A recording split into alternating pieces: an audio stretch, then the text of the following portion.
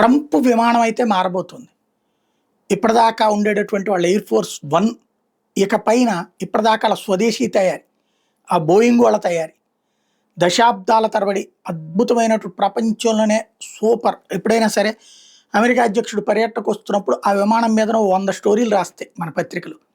అందులో ఇంత లగ్జరీ ఉంటుంది, ఆయుధాలకు ఉంటుంది, అంతరక్షణ వ్యవస్థ ఉంటుంది, ఇంతరక్షణ వ్యవస్థ ఉంటుంది. మొన్న ఖతార్ పోతే దానికి 10 రెట్ల విలువైనటువంటి విమానం, కాస్ట్తో పాటు ఫెసిలిటీస్, ఓ చిన్న సైజు 5 స్టార్ హోటల్ ఇచ్చాడనమాట. అందులో దాంతోపాటు అందులో 400-500 మందిని ఏకదం తీసుకెళ్ళచ్చు. ఇంకోటి మిస్సైల్స్తో కూడా పేలదది, కాల్పులకు ఏమీ కాదు.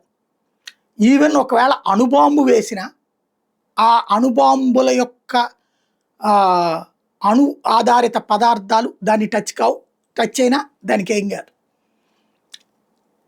అంత శక్తివంతమైనటువంటిది. దాన్ని మొన్న ట్రంప్ గిఫ్ట్ ఇస్తే అది తీసుకోవాలా లేదా అన్నటువంటిది అమెరికన్ చట్ట ప్రకారం అట్లా అంతంత కాస్ట్లీది విదేశాల నుంచి తీసుకోకూడదు, అధ్యక్షుడు వినియోగించకూడదు. బట్ తాజాగా ఆర్డర్లు వేసేసారు తీసుకోవచ్చు అని చెప్పేసి. దాన్నే ఇప్పుడు ట్రంప్ ఎయిర్ ఫోర్స్ 1గా మార్చే ప్రయత్నాలు జరుగుతున్నాయి.